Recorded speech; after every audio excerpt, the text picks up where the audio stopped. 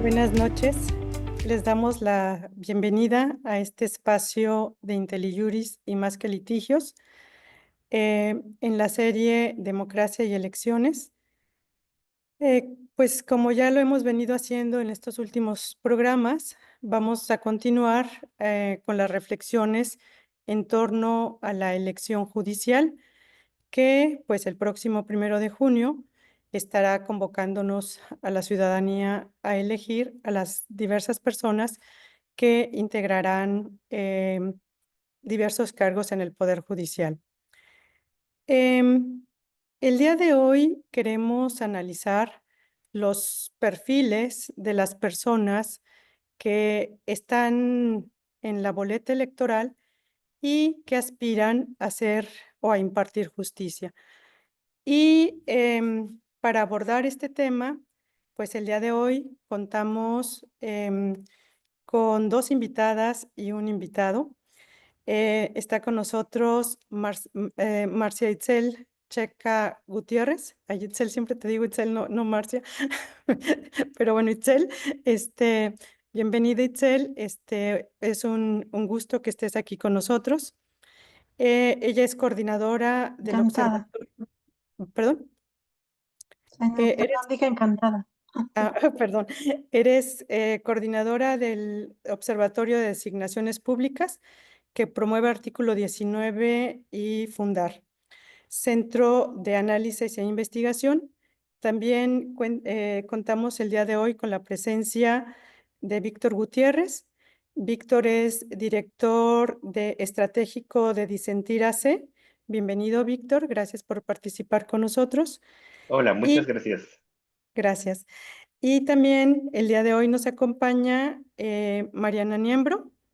Ella es cofundadora de Borde Político e integrante de la Red de Mujeres en Plural. Bienvenida, Mariana. Y bueno, a los tres, muchísimas gracias por estar el día de hoy aquí con nosotros. Y bueno, quisiera dar un poquito el contexto de la charla del día de hoy.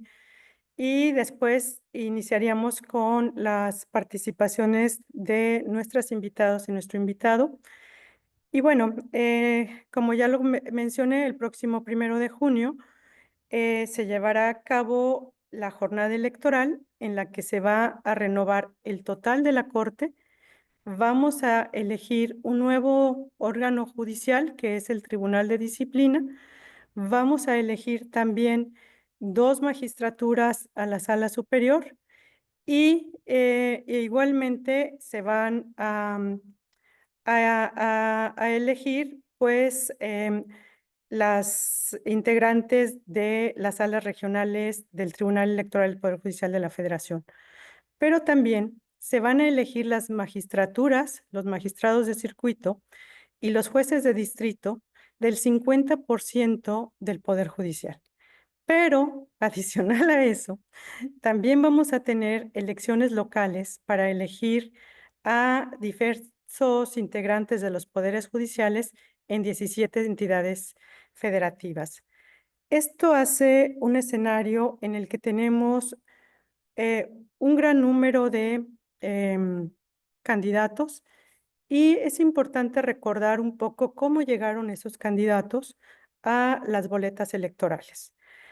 Y bueno, recordemos que con la reforma al Poder Judicial que tuvimos el año pasado, se constituyeron los diversos comités de evaluación en el Poder Ejecutivo, en el Poder Legislativo y en el Poder Judicial. Estos comités de evaluación hicieron el análisis de los perfiles y mandaron sus listas. Pero en el caso del Poder Judicial, recordemos que el comité estuvo impedido jurídicamente y por eso renunciaron a llevarlo a cabo por las diversas suspensiones que se dieron en materia de amparo para que continuara con su labor y las personas que se habían inscrito para este proceso en el Poder Judicial, a hacer propuestas por el Poder Judicial, entraron a una tómbola que llevó a cabo el Senado. Y este procedimiento lo avaló pues la Sala Superior del Tribunal Electoral del Poder Judicial. Entonces, tenemos este precedente en el que dos poderes o los dos poderes públicos sí pusieron candidatos en las listas y un poder público pues simplemente se hizo una tómbola sobre los perfiles, ¿no? ¿Qué, qué vemos con esta circunstancia? Y es lo que quisiéramos que abordáramos el día de hoy.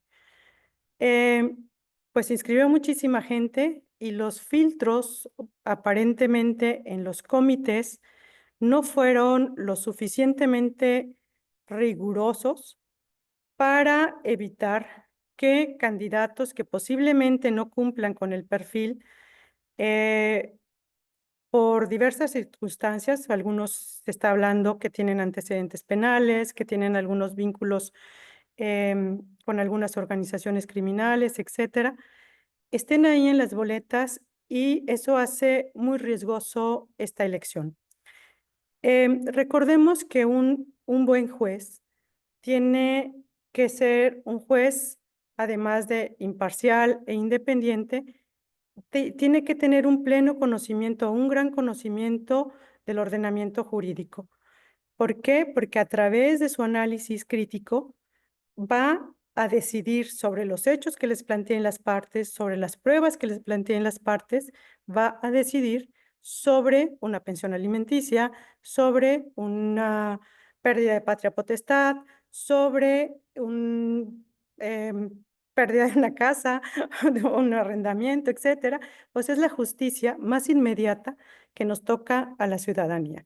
No estamos hablando de la corte, que pues es muy importante, pero también estamos hablando de un gran número de juzgadores que van a tener en sus manos el patrimonio, la vida familiar o la libertad de las personas. Y de eso es lo que quisiéramos hablar, quiénes están en esas boletas y por qué es importante conocer esos perfiles. Y bueno, un poquito para empezar con la discusión o con el análisis. Me voy a permitir leer la semblancia de Itzel para iniciar con ella. Y bueno, Itzel es defensora de derechos humanos, es licenciada en Relaciones Internacionales por la UNAM y maestra en Cooperación Internacional para el Desarrollo por el Instituto Dr. José María Luis Mora y ha colaborado en proyectos de observación electoral, participación ciudadana, fortalecimiento de la sociedad civil, transparencia, rendición de cuentas, género y derechos humanos en las organizaciones Presencia Ciudadana Mexicana, Colectivo Feminista Mercedes Oliveira, en San Cristóbal de las Casas, en Chiapas, y Fundar, Centro de Análisis e Investigación. Fue secretaria ejecutiva del Mecanismo de Seguimiento y Evaluación del Programa de Derechos Humanos del Distrito Federal, mediante concurso abierto, y presidenta de la Academia Nacional de Evaluadores de México, ACEVAL, de abril del 2019 a mayo de 2021, y coordina el grupo EVAL Derechos Humanos dentro de la red de seguimiento, evaluación y sistematización de América Latina y del Caribe. Actualmente es coordinadora del Observatorio de Designaciones Públicas, que promueve el artículo 19, y Fundar, Centro de Análisis e Investigación. Itzel, para iniciar contigo, bueno, el Observatorio de Designaciones Públicas que tú coordinas ha tenido una presencia constante antes de la reforma al Poder Judicial. Ustedes han sido muy críticos y analíticos sobre la forma en que se llevaba a cabo pues las designaciones de los consejeros del INE, de los ministros de la Suprema Corte de Justicia de la Nación y de diferentes cargos. Entonces, este trabajo que ustedes ya venían haciendo recuerdo que la forma en que ustedes lo sintetizaban era sin cuates ni cuotas, ¿no? O sea, en cierta forma así lo presentaban. Y la reflexión con la reforma judicial es, en tu perspectiva, este vicio que traíamos de sin cuates ni cuotas, ¿se purga? ¿Se hace más grande? ¿O qué pasa con los perfiles que ahora tenemos en la boleta y todo lo que les acabo de platicar un poco, ¿no? O sea, ¿por qué es importante conocer quiénes están en las boletas electorales? Gracias, Excel. Muchas gracias a ti, Rosa María. Primero, buenas noches a todas, a todos, a todos. Me da mucho gusto encontrarnos el día de hoy y agradezco mucho la invitación. Y bueno, respecto a tu pregunta y el marco que tú dabas, diríamos, ¿no? De manera así muy puntual que al final profundiza, ¿no? Esta reforma judicial, esta práctica, yo diría, de captura de las instituciones, de esta intencionalidad donde vemos que el actual gobierno, pues, no la abandona, que es poner a perfiles cercanos en esas instituciones, y yo diría, ¿para qué? Para proteger sus intereses, un proyecto político, ¿no? Intereses partidistas y no digamos el interés general. Esa es la práctica que hemos tenido y la reforma judicial lamentablemente la profundiza y yo diría que nos pone en un escenario sumamente crítico porque estamos hablando de la captura, digamos, del órgano que tiene que protegernos a todas las personas, ¿no? Como el último mecanismo que tenemos, digamos, de defensa o de protección para nuestros derechos. Y, digamos, esto lo digo por tomando en cuenta, pues, estándares internacionales que hacen una referencia de cómo tendrían que ser estas designaciones o bajo qué elementos. Y uno principal es que esos estándares refieren que esas decisiones tendrían que ser basadas en los méritos y las capacidades. Un segundo elemento es que tendrían que ser a partir, digamos, de criterios técnicos, objetivos. Digamos, siempre hay como un margen, digamos, de la política y todo es político, pero digamos, ¿no? Bajo procesos transparentes, abiertos de cara a la ciudadanía. Y una recomendación que hacen es que estas decisiones tienen que estar alejadas lo más posible de órganos políticos como lo puede ser el Poder Legislativo o el Poder Judicial, porque justamente pues se da esta tentación de captura de las instituciones. Y entonces lo que vemos en la reforma pues es que al menos estos cuatro elementos no se cumplen, la reforma no los allana. Al contrario, yo diría que empezando por los requisitos, son requisitos sumamente laxos, son requisitos que otra vez olvidan componentes importantes como la idoneidad, la independencia, ¿no? Si antes teníamos designaciones cuestionadas porque veíamos perfiles con una militancia partidista pública o con una cercanía pública evidente con el gobierno, con el partido en el poder, digamos no de ahora, sino también de antes, ¿no? Digamos que esto ha sido una constante en el pasado y desafortunadamente en nuestro presente.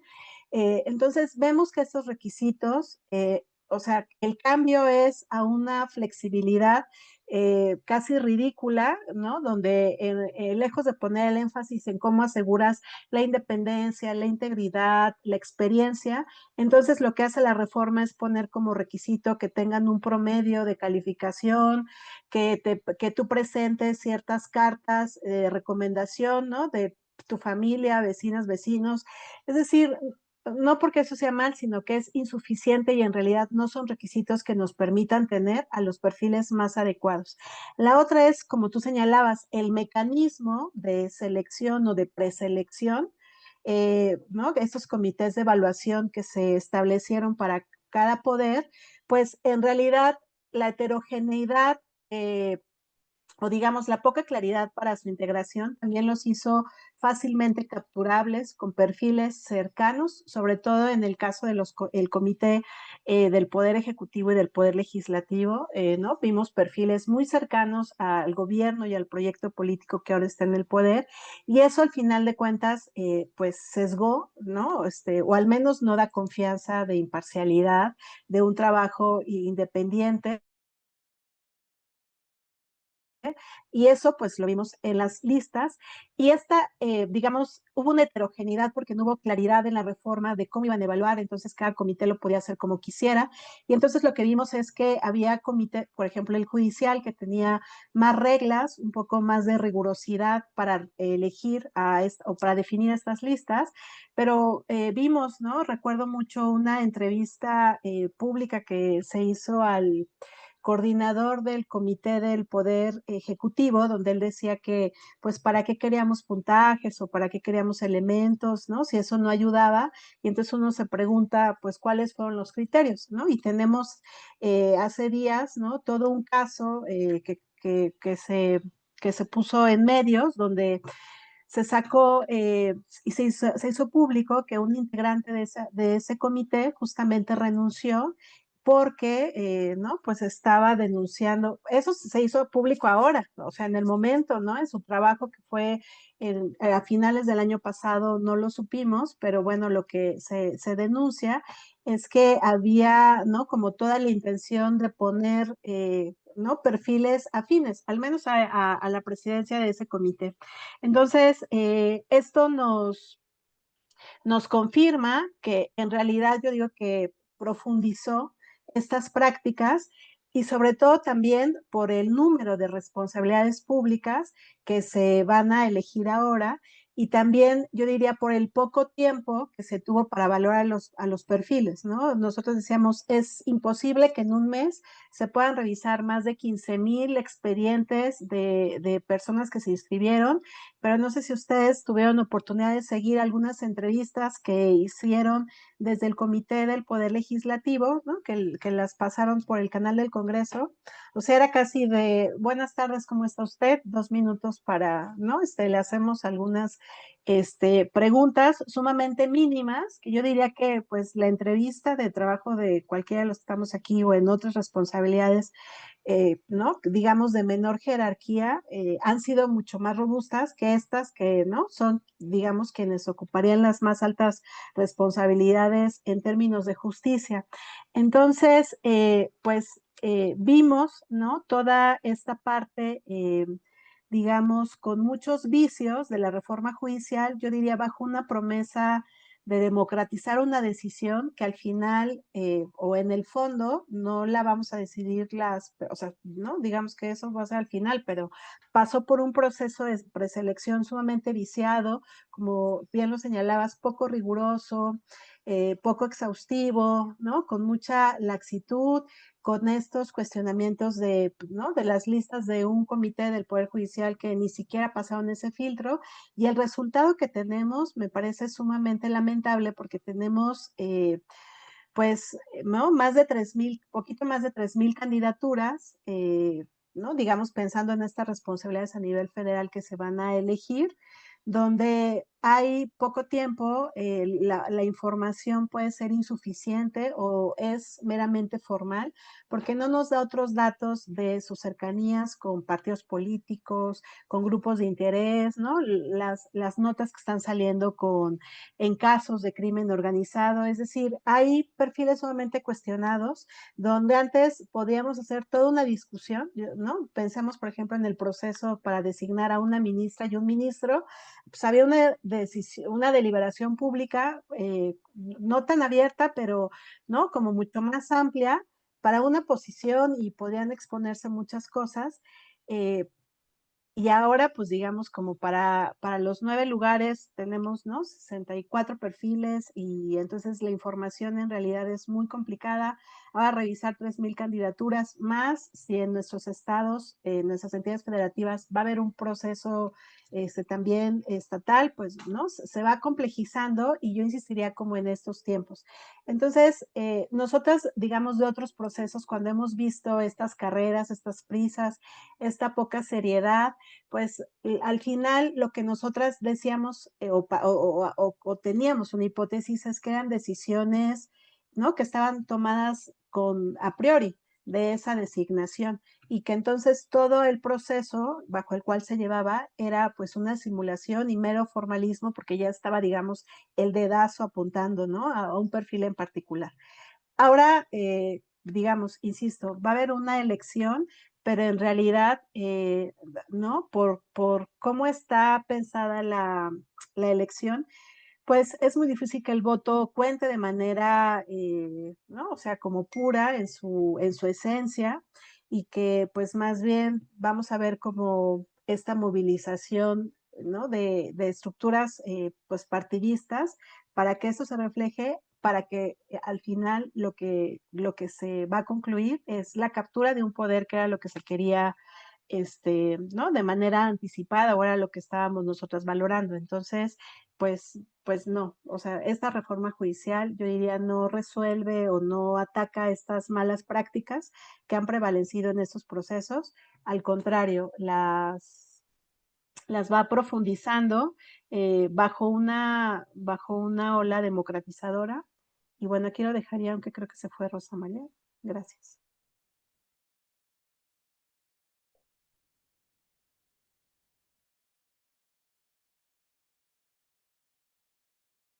No sé, colegas, si alguien quiere abundar. Sí, vamos a cubrir en lo que regresa nuestra moderadora. No sé si podemos partir de que este diseño constitucional nuevo es como un mal sueño en drogas, ¿no? Tuvimos como muchas etapas de negación, duelo y hasta que llegamos a la aceptación y por lo menos en Disentir dijimos, bueno, el panorama ya está puesto, estas van a ser las reglas del juego. ¿Qué podemos hacer para aportar, ¿no? Ya que está puesto el escenario, ¿cuáles van a ser los siguientes pasos? Y vienen muchas reflexiones. La primera de ellas es que el gremio de la abogacía llevaba decenas de años desvinculado de la ciudadanía. O sea, mi mamá no entiende qué hace un juez de distrito, no entiende la diferencia con un magistrado o magistrada del Tribunal Colegio de Circuito y le parece extraño que vea a 11 ministras y ministros, próximamente 9, discutiendo algo de lo que mi mamá entiende el 10%. Entonces, existía esta desvinculación que no permitió a la ciudadanía comprender la magnitud de las reformas que se estaban realizando. Y repetimos hasta el cansancio los gremios, las sociedades civiles, las personas defensoras de derechos humanos, repetimos hasta el cansancio las características que debe tener un poder judicial. Hola, Rosa María, ya me adelanté. Gracias, eh, Víctor. Es que me saco, es que hace muchísimo aire donde estoy, entonces me está sacando y muchísimas gracias. Adelante, adelante, Víctor. No te preocupes. Estaba comentando que en este pequeño gremio cerrado de personas que estamos interactuando con el derecho, tenemos una idea muy clara de lo que debe ser el Poder Judicial. Independiente, libre de influencias, sin corrupción, apartidista, y esto nos lo enseñan durante años y años y años en los lugares donde estudiamos y en los foros en los que participamos, pero nos asusta que cambian las reglas del juego y en Disentir dijimos, sabemos perfectamente lo que las personas que interactúan con el Poder Judicial queremos, lo sabemos perfectamente, pero no tenemos ni idea de la ciudadanía en general, qué es lo que espera de un nuevo Poder Judicial. Y empezamos con este rastreo de qué le interesa a la ciudadanía, cómo llegamos a este punto que cambió las reglas del juego. Incluso yo personalmente, entre broma y no broma, dije, ¿y si a la ciudadanía le interesa que las personas candidatas sean guapas? O sea, ya tuvimos un presidente que destacaba en el ámbito internacional y el primer comentario era, qué guapo es. Bueno, encontramos cosas muy interesantes, como que le interesa a la ciudadanía la experiencia y que le interesa a la ciudadanía la preparación de quienes van a llegar a estos puestos. Y empieza la maquinaria, empieza el juego, empiezan las elecciones. El INE se enfrenta ante esta avalancha de retos sin presupuesto, sin las condiciones para poder echar a andar esto. Y en Disentir dijimos, necesitamos crear una plataforma que por lo menos sintetice y compile, porque en ese entonces, o sea, digo en ese entonces si fue hace un mes, ¿no? todavía no existía la plataforma de Conóceles del INE y dijimos, no sabemos si va a existir. Hicimos solicitudes de acceso a la información al Senado, a el Ejecutivo, al Poder Judicial. Hicimos solicitudes para conocer los perfiles y los currículums de los candidatos, de las personas que iban a competir en esa contienda. Y la respuesta fue, no te los voy a dar.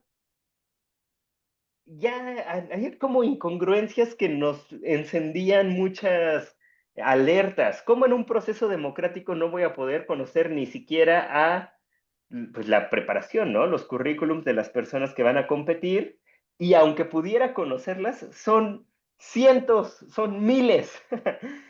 Y bueno, decidimos hacer en esta plataforma que se llama Ojo, que hicimos con mucho cariño desde Disentir, un análisis en general, porque también las reglas del juego es muy extraño que, por ejemplo, nosotros como sociedad civil podamos caer en supuestos de proselitismo o multas ante el INE. Pero bueno, para no manifestarnos a favor o en contra de alguna persona candidata, ni hacer algún tipo de acto de campaña, decidimos presentar solo la información, hechos, las que estaban diseminados por todas las plataformas públicas y lo más objetivamente posible. Publicamos una metodología y dijimos, bueno, ahí vamos, poco a poco. Nos dimos cuenta que eran tantas personas candidatas solo a nivel federal, o sea, ni siquiera asumimos el reto de hacerlo a nivel local, eran tantas que tuvimos que crear una inteligencia artificial que buscara en todas estas bases de datos, sistematizara, creara una ficha. Hubo varias ideas que si la ficha iba a ser como de Pokémones, que si iba a ser como jugadores de fútbol, o sea, queríamos algo amistoso, algo fácil de leerse, algo reconocible. Y aún así encontramos con decenas de información compleja, difícil de digerir, imposible de desmenuzar para que mi mamá o mi tía el día de hoy pudieran saber por quién quieren votar. Y si a esto le sumamos un componente que es muy complejo en el que no se logra explicar qué hace el Poder Judicial, particularmente el Poder Judicial Federal, encontramos personas candidatas prometiendo cosas bien extrañas, como modificar los planes de estudio de las universidades.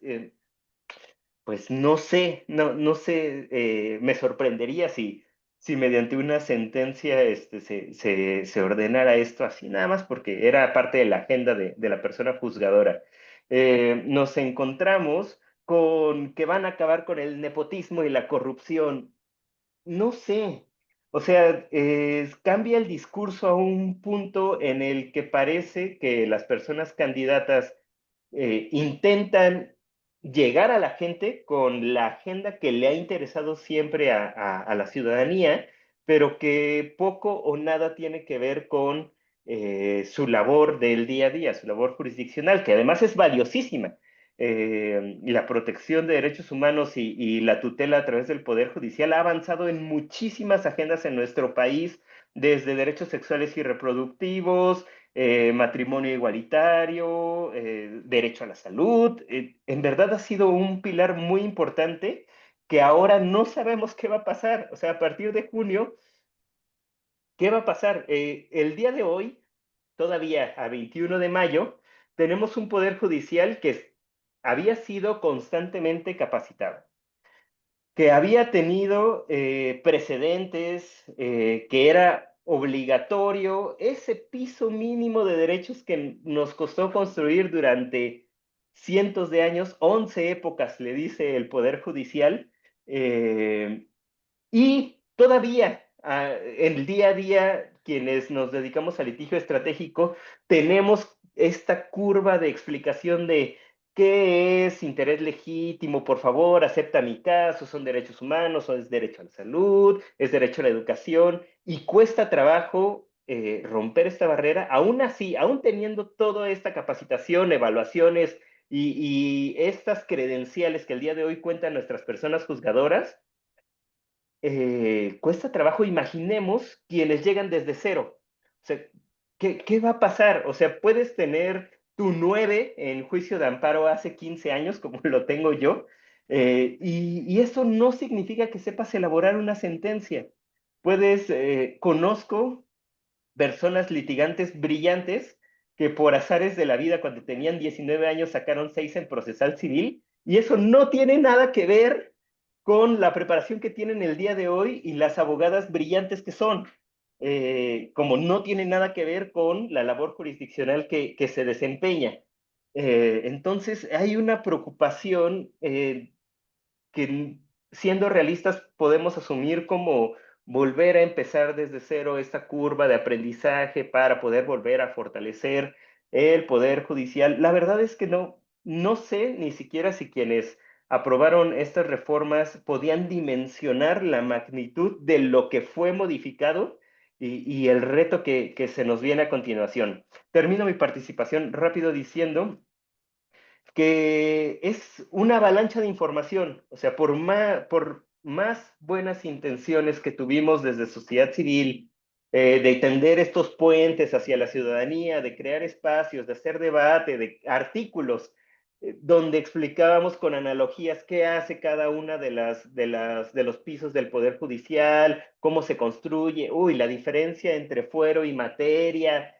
Aunque se hizo este esfuerzo, creo que no había forma, no sé si se necesitaban aún más tiempo para darlo a conocer o si se necesitarán muchos años más para que permee esta idea hasta que la ciudadanía pueda entender el actuar y el día a día del Poder Judicial. Y bueno, no resta más que esperar las siguientes elecciones y seguir trabajando con la nueva composición que se integre a partir del 1 de junio. Víctor, antes de pasar con Mariana, en tu plataforma se puede, por ejemplo, ¿no los clasificaron verde, amarillo, rojo? O sea, no sé, o algo que pueda ayudar o orientar a la ciudadanía sobre algún perfil. Sí, fíjate que incluso en las primeras discusiones de la metodología queríamos hacer un sistema de puntaje, estrellitas, masitos, 5 masitos, así como Google Maps. Lamentablemente no lo pudimos incorporar porque la lectura en materia electoral era que si tenías una estrella y la otra persona candidata 5 estrellas, estabas inclinando la balanza. En lo que sí pudimos aportar es en estos requisitos básicos que comentaba Itzel sobre si se cumplían o no, o, por ejemplo, encontramos personas candidatas que sospechosamente el día de hoy no pertenecen a ningún partido político, pero desempeñaron cargos como ser diputados, diputadas o representantes de algún partido en algún momento, pero el día de hoy ya no. Y se hacen estas anotaciones en nuestra plataforma con la idea de que quien tenga acceso pueda formarse su propio criterio y bueno, nosotros nada más mostrar cuáles fueron los hallazgos de estas plataformas. Muchas gracias, Víctor. Bueno, pues nuestra siguiente invitada es Mariana Niembro. Mariana, nuevamente bienvenida. Ella es cofundadora de Borde Político y bueno, ya porque me fui unos minutos, ya no voy a leer su semblanza en vista de optimizar los minutos. Pero bueno, Mariana, quisiéramos platicar contigo. Este, em, los famosos comités de evaluación del Poder Legislativo y del Poder, em, y del Poder Ejecutivo em, hicieron, como ya lo hemos dicho, su tarea de poner las listas y hacer y mandárselas al INE para efecto de tener pues a los candidatos en las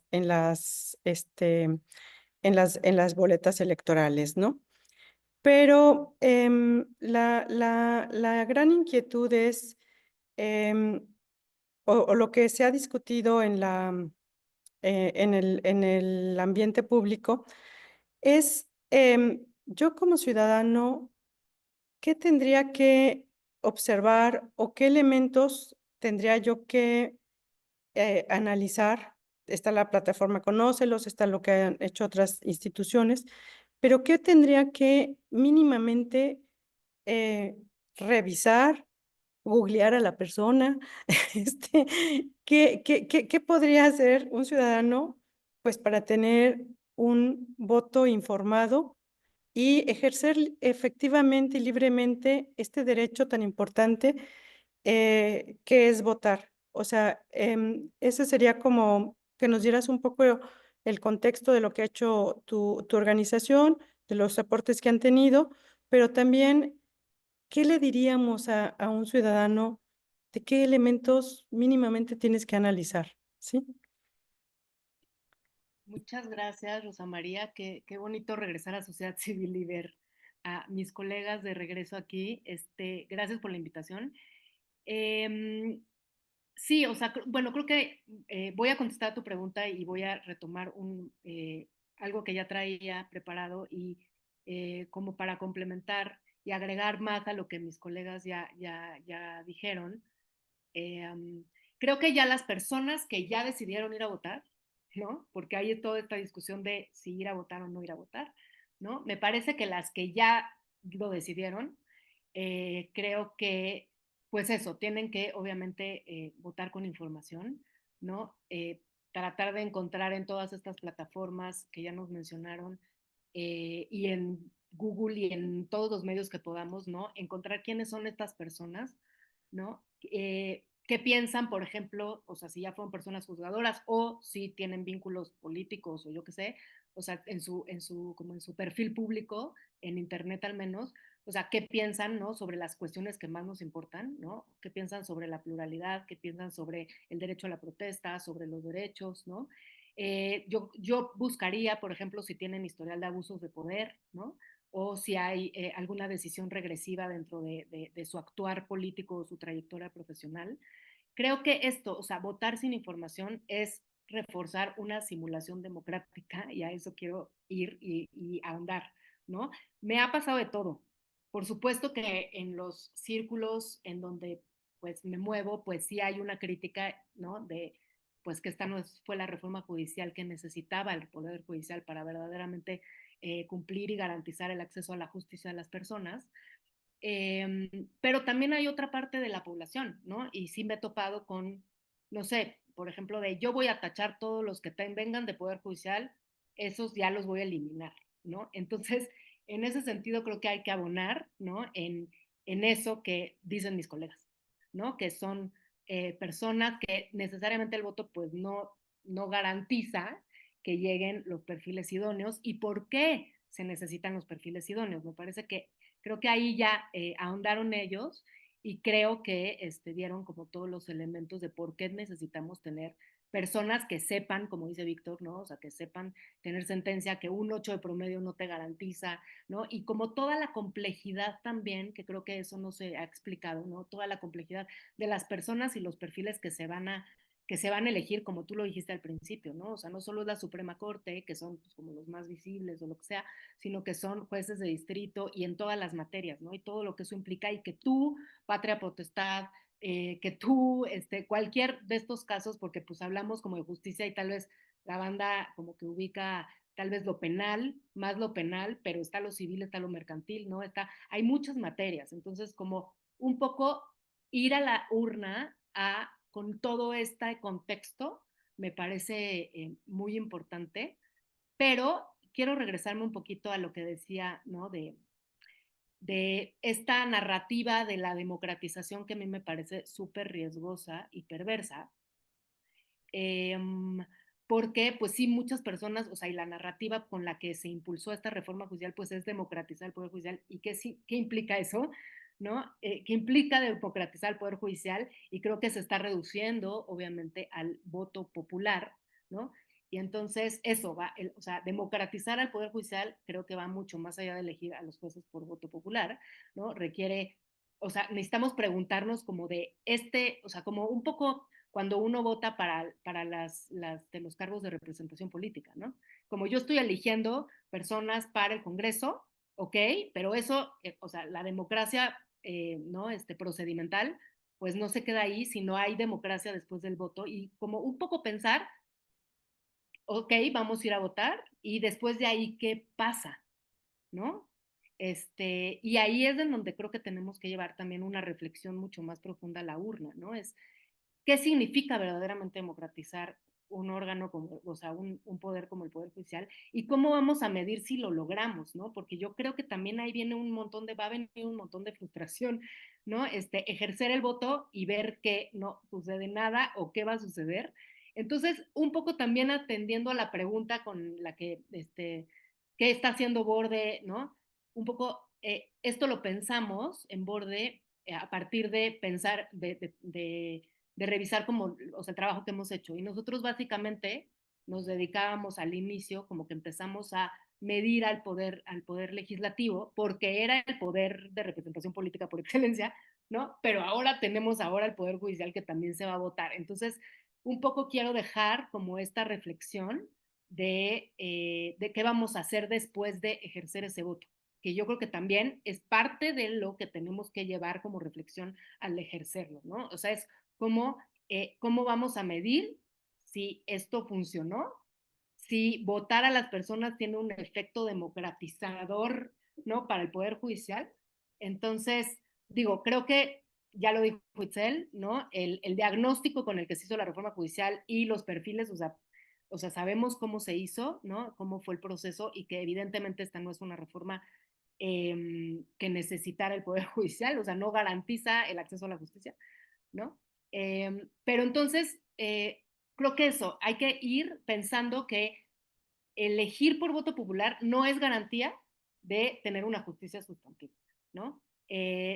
Sí, democratizar significa que ahora el pueblo elija, pero quienes ganan las elecciones no tienen compromiso con la libertad, con la pluralidad, y eso, que estas personas van a decidir sobre nuestra libertad, sobre los cuidados, sobre la protesta, ¿no? Democratizar, pues no es repartir cargos, ¿no? Es asegurar también perfiles éticos, sensibles y pues obviamente comprometidos con los derechos humanos, ¿no? Entonces, creo que son dos niveles de análisis. Es el perfil que necesitamos, del que ya hablaron mis colegas, ¿no? Personas juzgadoras con visión de derecho, con empatía, con compromiso social, ¿no? Con técnica jurídica, pero pues también con visión ética, ¿no?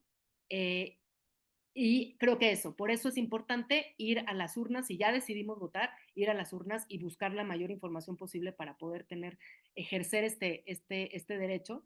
Y por otro lado está el diseño institucional, ¿no? De verdad, este diseño institucional garantiza que personas con perfil idóneo lleguen a ese cargo, ¿no?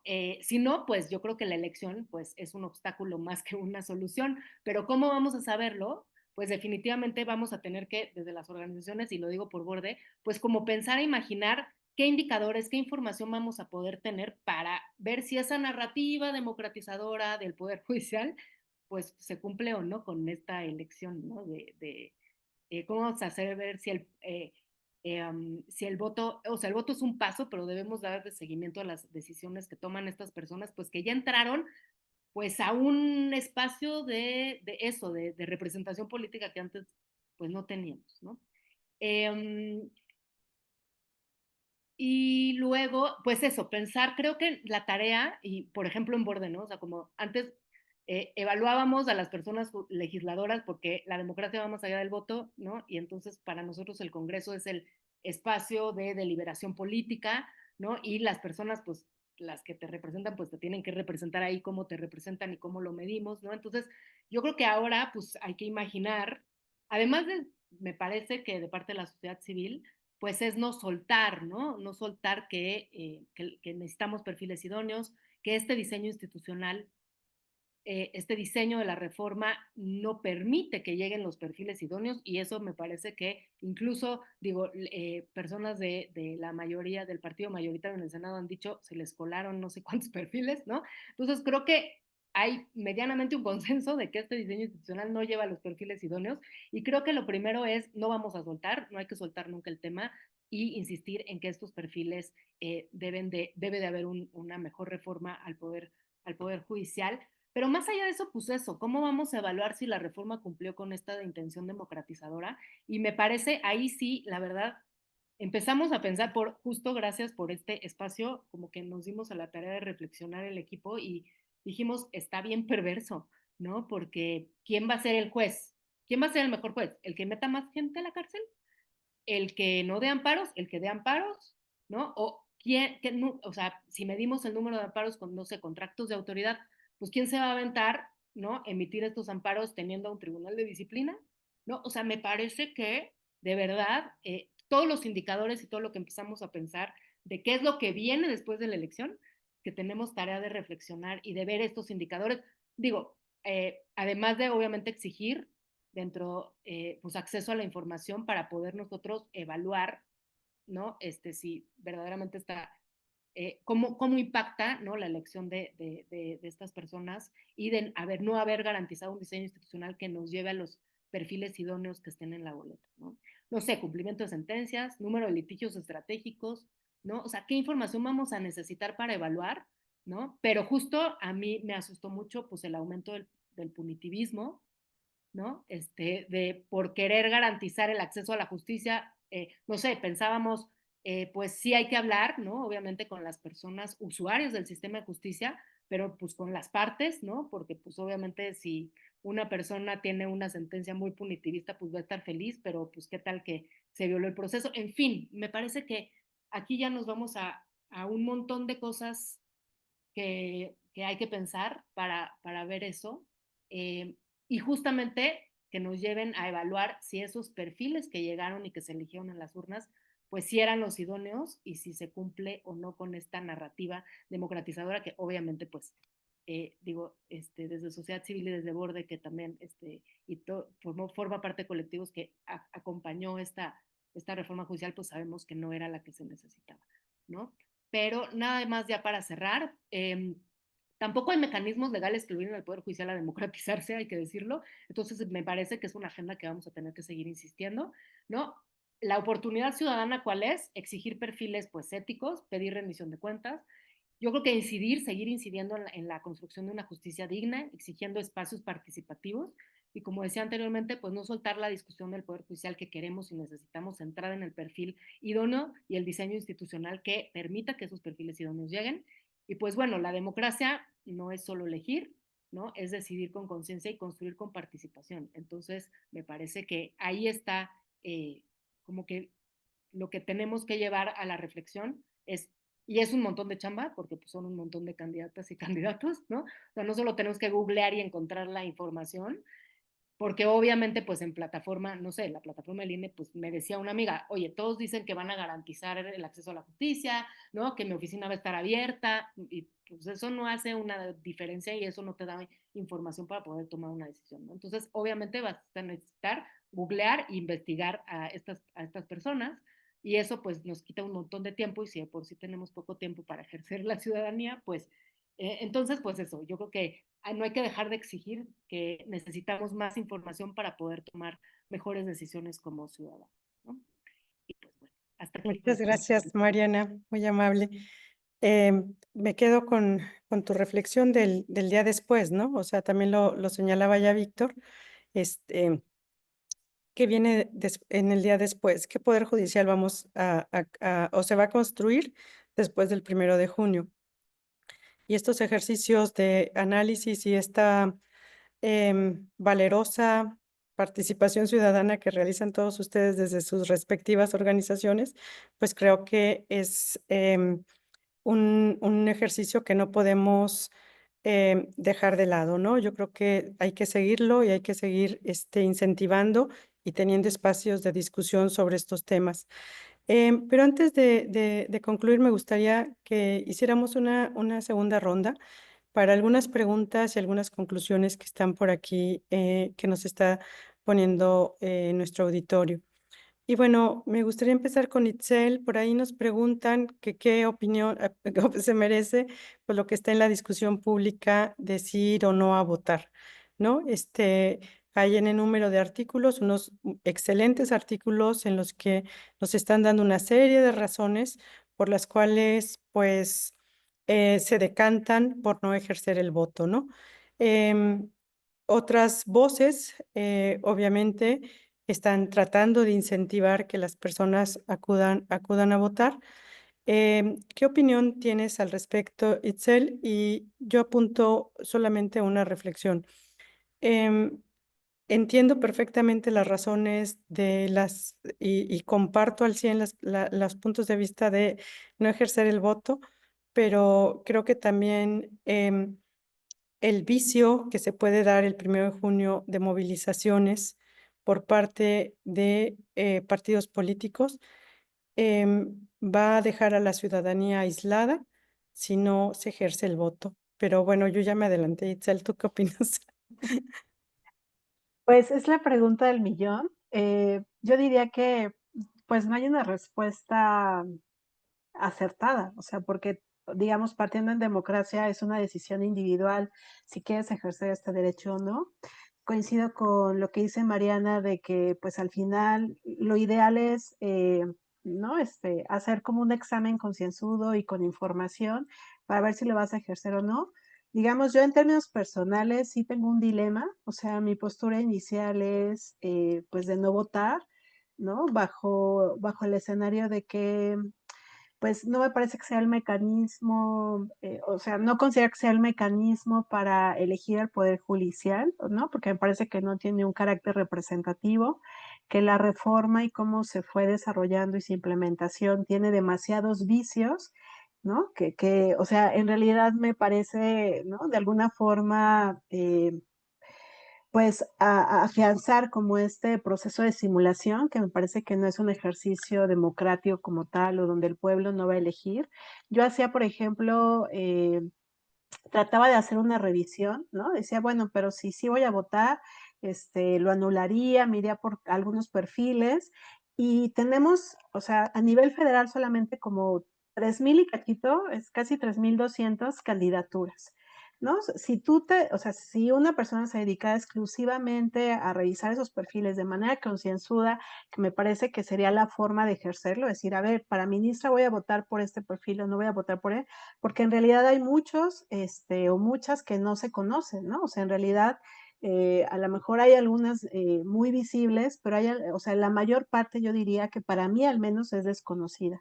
Entonces, si te echas, ¿no? 10 perfiles, o 10 candidaturas, revisar esos perfiles por día, casi que necesitarías, ¿no? O sea, pues casi 2 años para terminar de revisarlos. O sea, en realidad me parece que es sumamente complejo, digamos, porque la información oficial, la que proporciona el INE, pues trae, sí, algunos datos curriculares, pero pues nadie pone en su currículum, o sea, de las candidaturas, ¿no? O sea, algunos elementos en los que hacía énfasis Mariana, ¿no? O sea, ¿cuál es el sentido de sus sentencias? Ah, yo soy un déspota y violo derechos humanos, o sea, esas cosas que a lo mejor a alguien le interesa, o sea, pienso a mí, ¿no? O sea, tiene una visión a favor de los derechos humanos, tiene militancia partidista, ¿no? ¿Cuáles han sido sus posiciones, incluso, ¿no? Como en redes, como sobre ciertos temas, pues sí implica que tú revises más a fondo, porque ese dato lo tuvieron que haber hecho los comités de evaluación, ¿no? Si se hubiera hecho a lo mejor un proceso y te dirías, bueno, pues en realidad están los mejores y casi que cualquiera, ¿no? Garantizaría mínimas condiciones o certezas de que va a ejercer una responsabilidad adecuada, al menos yo me sentiría como en otro escenario donde tuviera más incentivos, pero en donde en realidad me parece que, ¿no? Perfiles desconocidos, no tengo el tiempo de revisar a todos, ¿no? Por encimita, y con todo lo que pasó, o sea, a mí me parece que no quisiera yo alimentar. Y sé que está la otra parte, ¿no? Que tú dices de, pues, ¿qué hacemos la sociedad civil, ¿no? La ciudadanía, nos quedamos al margen. Y yo diría que el voto no es la única forma de participar, ¿no? O sea, me parece que sí se ha reducido mucho la participación ciudadana al hecho de votar, ¿no? Y me refiero a las elecciones presidenciales o a estas elecciones. Y yo diría que no, que tenemos muchas otras posibilidades de hacer valer justamente este derecho, como lo puede ser, ¿no? Evidenciando y documentando cuáles son justamente estos elementos críticos de esta reforma, ¿no? Nosotros lo decíamos en una designación normal. Parece que es un fin cuando es el medio para fortalecer a las instituciones, para que éstas den mejores resultados y no se acaba con la designación tal cual. Yo diría, no se acaba el proceso con una elección tal cual, y más cuando tiene muchos vicios, sino que es importante darle seguimiento a cómo ejercen esta responsabilidad. Y yo diría que hay todo un campo ahí de acción para la sociedad civil o para las personas en general, de estar documentando y hacer este seguimiento. Incluso yo pensaría, ahora por el contexto parece una quimera, ¿no? Pensar que vamos a echar atrás esta reforma, pero a mí también se me antojaría justo que para, ¿no? O sea, digo, siendo realista, en el 2027 puede ser que no se eche para atrás, pero sí una serie de cambios que sí necesitamos, ¿no? Empezando por los tiempos, empezando por reducir el número de responsabilidades, empezando por poner ciertos candados a lo mejor para la integración de estos comités. Entonces, yo, digamos, más desde mi vicio, ¿no? Que he estado más en sociedad civil, pues veo que hay otras posibilidades, no solamente votar, y me genera mucho conflicto, ¿no? De alguna forma ir a un ejercicio donde tengo muchos cuestionamientos, donde no hay información, donde no están las condiciones, al menos para que yo lo ejerza, y hablo por mí, ¿no? De manera informada, ¿no? Consensuada. Pero al final, pues es una decisión, yo digo, de cada quien.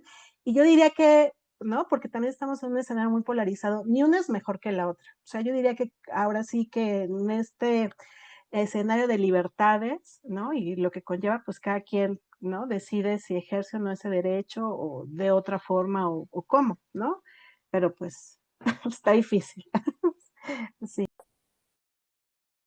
Muchas gracias, Itzel. Víctor, por ahí nos están preguntando si hay algún ejercicio similar para a nivel local de lo que hace Ojo en la Justicia. Tú ya lo habías dicho en tu participación que solamente lo hicieron a nivel federal. Em, y bueno, también nos preguntan que qué cargos se van a elegir en la Ciudad de México. Y bueno, que también sería interesante, por ejemplo, realizar algunos controles de no, que se sigan haciendo controles de evaluación. Pero sobre esto que nos está preguntando el auditorio, en la Ciudad de México es una elección súper compleja, perdón, la Ciudad de México es una elección súper compleja por la forma en que hicieron la distritación de los distritos judiciales. Em, Haciendo como un símil, ¿qué le podrías tú orientar o decir a quien va a ejercer su voto en la Ciudad de México? Pues para que mínimamente sepa qué es lo que tendría que tener en sus boletas, porque además la ciudadanía en la Ciudad de México va a tener diversas boletas. No todos vamos a votar por los mismos cargos. O sea, es ahí un tema sumamente complejo y creo que eso también está ocasionando, pues, que las personas en la Ciudad de México se encuentren completamente desorientadas en cuanto quiénes son los perfiles, en mi distrito judicial, qué me va a tocar elegir, ¿no? No sé si nos pudieras abordar un poquito, saliendo, bueno, estamos saliendo del tema, pero bueno, si nos pudieras abordar un poquito el tema que nos está poniendo aquí el auditorio. Por supuesto. Bueno, dejé ahorita un link que a lo mejor ahorita nos puede ayudar nuestro equipo técnico para compartirlo, porque hay otras organizaciones que sí le están entrando al análisis detallado como SICA. Ya dejé ahí el link para que lo puedan consultar en la Ciudad de México. Y me voy a desahogar tantito, porque creo que esta forma, esta creación de distritos judiciales electorales, carece de todo el sentido del mundo. O sea, antes de entrar a la materia local, no entiendo por qué los juzgados especializados en telecomunicaciones serán elegidos en la Ciudad de México, competencia económica casualmente será elegido en la Ciudad de México, y pues las reglas del juicio de amparo y de la protección de derechos humanos no funciona como que yo vivo en Cuauhtémoc y me resuelve un juez de Cuauhtémoc. O sea, no, es un contrasentido el cómo se arbitrariamente se repartieron estas formas de elecciones. No quiero pensar mal, pero yo pondría la lupa sobre en dónde se está eligiendo qué. Eso me parece muy interesante. Y para dejarle un poquito de tiempo a Mariana, quería comentarte que el ojo en la justicia se va a transformar a partir del 1 de junio y vamos a hacer una labor de monitoreo. Como en Disentir llevamos haciendo litigio estratégico más o menos 15 años, estamos creando una metodología para poder por lo menos visualizar algunos primeros avances sobre si existen retrocesos en la impartición de justicia vistos desde la perspectiva de sociedad civil y la tutela de derechos humanos. O sea, más punitivismo, tache. Ahí sí vamos a evaluar. Y con muchos tecnicismos abogadiles que tal vez en esta segunda parte le va a interesar más a quienes tengan este acercamiento al, al sistema de justicia, pero nos interesa muchísimo que haya una justicia de mejor calidad y ahí podemos responder si se cumplió la promesa que se hizo con esta reforma. La promesa era una justicia de calidad, más cercana a la ciudadanía, más expedita. Y con estos datos prácticos, pues ya podemos detonar el debate, aunque sea, y dar los primeros avances.